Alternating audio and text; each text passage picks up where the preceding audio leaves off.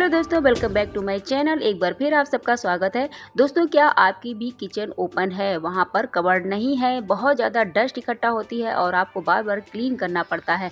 तो आज आपको बहुत अच्छे आइडिया मिलने वाले हैं मेरी वीडियो से। मैंने भी इसी तरह से अपनी इस ओपन किचन को कुछ इस तरह से ऑर्गेनाइज़ किया जिससे कि यहाँ बार बार मुझे क्लीनिंग नहीं करनी पड़ती है। मेरी जितनी भी रैक हैं वो काफ़ी दिनों तक क्लीन रहती हैं। दूसरी बात ये दोस्तों कह रही हूँ, जब भी अपनी इन रैक इन कवर्ड को क्लीन करें तो उसमें झाड़ू का यूज़ ना करें। किसी ब्रश कपड़े की हेल्प से इनको साफ करना चाहिए, झाड़ू यहाँ पर नहीं लगानी चाहिए। दूसरी बात यह है दोस्तों कि जब भी ऊपर की साइड में जो हम बॉक्स होते हैं उनको रखते हैं, सामान रखते हैं, तो इनके ऊपर एक पेपर या कपड़ा ज़रूर डाल देना चाहिए। इससे उसके ऊपर डस्ट कम इकट्ठा होती है और जब हम इनको क्लीन करते हैं ज़्यादा मेहनत नहीं लगती है। दोस्तों, किचन में जो ग्रोसरी बॉक्सेस होते हैं बड़े बड़े, इनको 2-3 महीने में क्लीन कर लेना चाहिए। ये नहीं कि होली या दिवाली की सफाई का इंतज़ार करें। और सफाई करते समय कुछ ऐसे टूल्स का ज़रूर इस्तेमाल करें जिससे काम में आसानी होती है और परफेक्ट सफाई आती है, जैसे कि ये ब्रश। अभी आपको आगे पता चलेगा कितनी हेल्प करता है ये क्लीनिंग में। नेक्स्ट बात ये दोस्तों कि जब भी हम सैसे से तैयार करते हैं विम लिक्विड, तो इसमें थोड़ा सा पानी ज़रूर ऐड कर लें। इससे इसकी एक तो क्वांटिटी बढ़ जाती है और ये अच्छे से प्रेस होकर बाहर आता है। एक बार ज़रूर ट्राई कीजिएगा ये आइडिया। मैंने सारे जितने बॉक्सेस थे सभी को ऊपर से निकाल कर रैक से साफ़ कर लिया है। और एक बात और दोस्तों कि कहीं भी क्लीनिंग करें तो पोर्शन बाय पोर्शन करें, जिससे कि काम में आसानी रहती है और सारा सामान एक साथ नहीं फैलता है और जो सामान जहां व्यवस्थित होना चाहिए वहां पर हम आसानी से रख सकते हैं। तो इसीलिए सबसे पहले मैं इस पोर्शन की क्लीनिंग कर रही हूँ, इस रैक की कर रही हूँ। यहाँ पर कौन सा सामान किस जगह पर रखना है इसको अच्छे से सोच समझ कर मैं लगा रही हूँ। इसके बाद देखिए, जो नीचे की रैक है उसमें मैं बॉक्स को रखती हूँ जो मुझे डेली पर्पस से इस्तेमाल में लाने होते हैं। तो इनको मैं किस तरह से डिवाइड करके रख रही हूँ जिससे मुझे आसानी रहती है। कुछ ये कैसेट्स थी, इनको मैंने इस तरह से अंदर रैप किया पेपर के, ऊपर से किसी चीज़ से बांध कर या रबड़ बैंड लगाकर इनको बॉक्स को रखने में आप इस तरह से रैक बना सकते हैं। तो इस तरह से देखिए दोनों में डिस्टेंस हो जाती है, बॉक्स को लेने में आसानी रहती है। दोस्तों, किचन में बहुत सा सामान ऐसा होता है जिसको हम कभी कभी यूज़ में लेते हैं और ऐसे ही रैक में खुला हुआ पड़ा रहता है, उस पर डस्ट इकट्ठा होती है, बार बार क्लीन करना पड़ता है। इसकी बजाय मैंने क्या किया कि इस तरह के बॉक्सेस घर में बहुत इकट्ठा होते हैं, उनमें इनको रखा। थोड़ी सी जगह में काफ़ी सारा सामान आ गया और ये गंदा भी नहीं होगा और इसको मुझे बार बार रखना भी नहीं पड़ेगा इधर से उधर उठा के। और इसके ऊपर मैंने एक एक स्लिप लगा दी है, जिस बॉक्स में जो सामान रखा था थोड़ी सी जगह में काफ़ी सारा सामान स्टोर हो गया।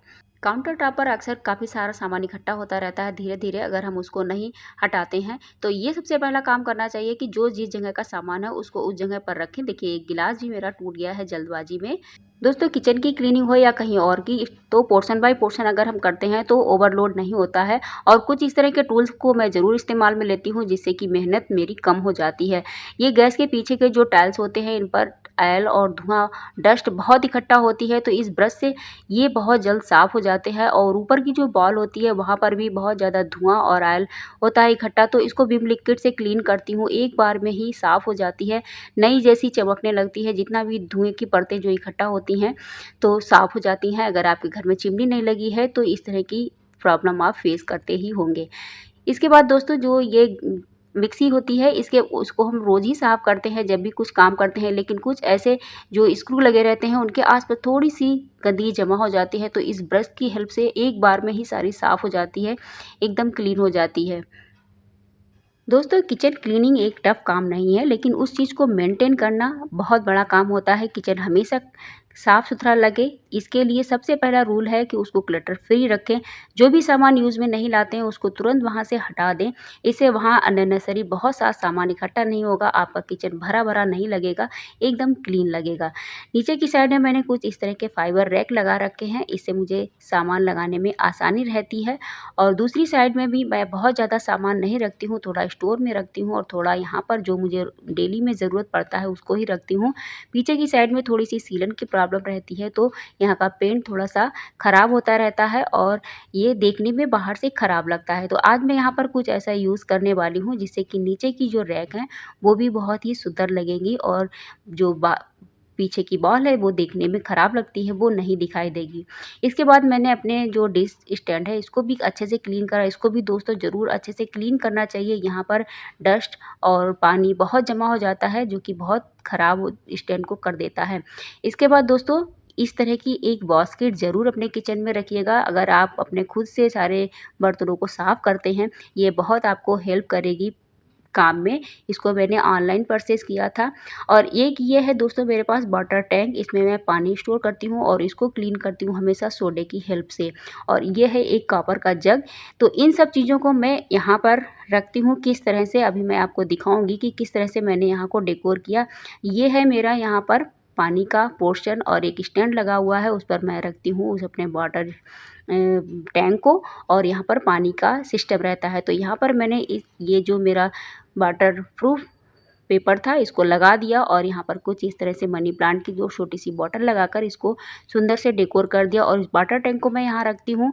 इसमें रहता है फ़िल्टर किया हुआ पानी जो कि बॉटल में हम भरते हैं फ्रिज के लिए, लेकिन उसको डायरेक्ट मैं नहीं डालती हूँ। उसको पहले रखती हूँ कॉपर के जग में जो कि काफ़ी देर तक रखा रहता है। जैसे ही एक बॉटल खाली होती है उसमें मैं उसको ट्रांसफ़र कर देती हूँ। तो ये पोर्शन हो गया मेरा पानी का, साफ़ स्वच्छ पानी मिलता है। अब बारी आती है दोस्तों फ्रिज के ऊपर। बहुत सारा सामान यहाँ पर हम लोग इकट्ठा कर देते हैं, जो सामान ज़रूरत का है, नहीं ज़रूरत का है उन सबको। तो इन सबको तुरंत यहाँ से रिमूव करना चाहिए जो देखने में बहुत ज़्यादा ख़राब लगता है। हमेशा जो ज़रूरत का सामान हो उतना ही वहाँ पर रखें। इस कलर पेपर से मैंने यहाँ पर बॉर्डर बनाया और एक पिक अभी फ़िलहाल में जो मेरे पास पड़ा हुआ था उसको मैंने यहाँ लगा दिया है। बाद में किचन से रिलेटिव कोई भी थॉट्स यहाँ पर लगाऊंगी। और एक ये मेडिटेशन पिक और एक एयर प्यूरीफायर प्लांट। तो थोड़ी सी कोई भी ग्रीन प्लांट ज़रूर किचन में लगाने चाहिए जो हवा को शुद्ध रखते हैं, चाहे स्नेक प्लांट हो, मनी प्लांट हो, कुछ भी। इससे ये देखिए कितना सुंदर लगने लगा है यहाँ पर और बिना किसी खर्च के, कोई भी पैसा मैंने खर्च नहीं किया है। इसी तरह से एक ये बास्केट पड़ा हुआ था, इसको मैंने रोप में फंसाया और सीलिंग में मेरे लगा हुआ है एक रिंग, उसमें मैंने इसको डाल दिया है क्योंकि अब फैन वगैरह यहाँ पर नहीं चलता है। तो इस तरह से ये बहुत ही अच्छा लगने लगा। और छोटे छोटे से ये प्लांटर किचन में बहुत ही सुंदर लगते हैं, ग्रीनरी ऐड रहती है तो बहुत अच्छा लगता है। किचन में छोटे छोटे सामान की अक्सर ज़रूरत पड़ती ही रहती है, तो इसको हम बहुत बार इसी तरह से खुली रैक में रखते हैं या फ्रिज के ऊपर रखते हैं आसानी के लिए। तो उसकी बजाय इस तरह की एक बास्केट में या बॉक्स में उसको रखें बंद करके, तो सारा सामान एक जगह पर मिलेगा और जो देखने में भी ख़राब नहीं लगेगा। तो इस तरह से एक ये स्टैंड लगा हुआ है, इस पर मैंने जो 2 बास्केट को रखा है और जो मेरा ज़रूरत का सामान था जो मुझे डेली में ज़रूरत पड़ता है उसको लगा दिया। पूरा काउंटर साफ़ हो गया, सारे बॉक्सेस साफ़ हो गए, सब कुछ एकदम से क्लीन हो गया और जो चीज़ जहाँ पर होनी चाहिए थे सभी चीज़ें व्यवस्थित हो गई हैं। किचन की जब डीप क्लीनिंग हो जाती है, सारे ग्रोसरी बॉक्सेस अच्छे से क्लीन हो जाते हैं तो बहुत शाइन करने लगते हैं। और सारा सामान मैंने अब बार बॉक्स में रखा है तो बार बार मुझे उनको क्लीन नहीं करना पड़ेगा।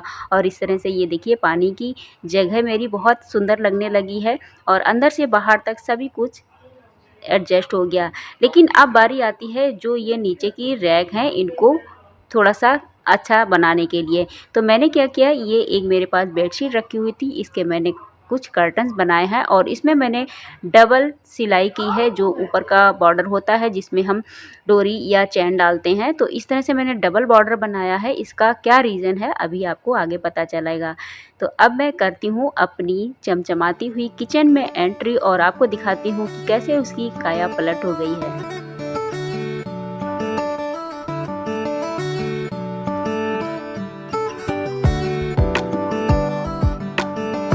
तो ये देखिए जो नीचे की रैक थी जो कि देखने में बहुत गंदी लग रही थी, सामान एडजस्ट था उसके बावजूद भी थोड़ा सा अव्यवस्थित लग रहा था, तो उन सबको मैंने छुपा दिया है और यहाँ पर डाल दिए हैं सुंदर से कर्टन।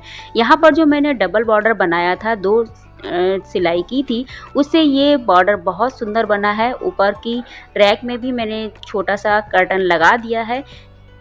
तो इसका क्या रीज़न है कि जब भी मैं काम करूँगी तो इनको ओपन रखूँगी, उसके बाद मैं इनको बंद कर दूँगी। इससे बहुत ज़्यादा डस्ट मेरे बॉक्सेस पे इकट्ठा नहीं होगी जो मुझे बार बार क्लीन नहीं करने पड़ेंगे।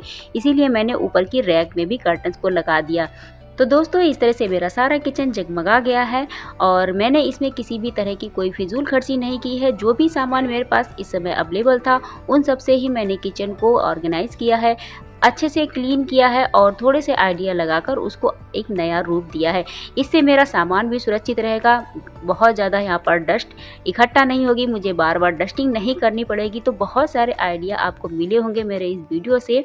तो कैसा लगा आपको ये मेरा सारा काम कमेंट में ज़रूर बताइएगा। आपके प्यारे-प्यारे कमेंट्स का मुझे इंतज़ार रहता है। और पहली बार मेरे चैनल पर विज़िट कर रहे हैं तो चैनल को सब्सक्राइब करना, बेल आइकन को प्रेस करना बिल्कुल भी मत भूलिएगा। इसी तरह के बहुत सारे घर से रिलेटिव, आपके काम से रिलेटिव आपको वीडियो मेरे चैनल पर मिलते रहेंगे। तो दोस्तों मैं मिलती हूँ नेक्स्ट वीडियो में, तब तक के लिए बाय बाय, जय माता दी, थैंक्स फॉर वॉचिंग।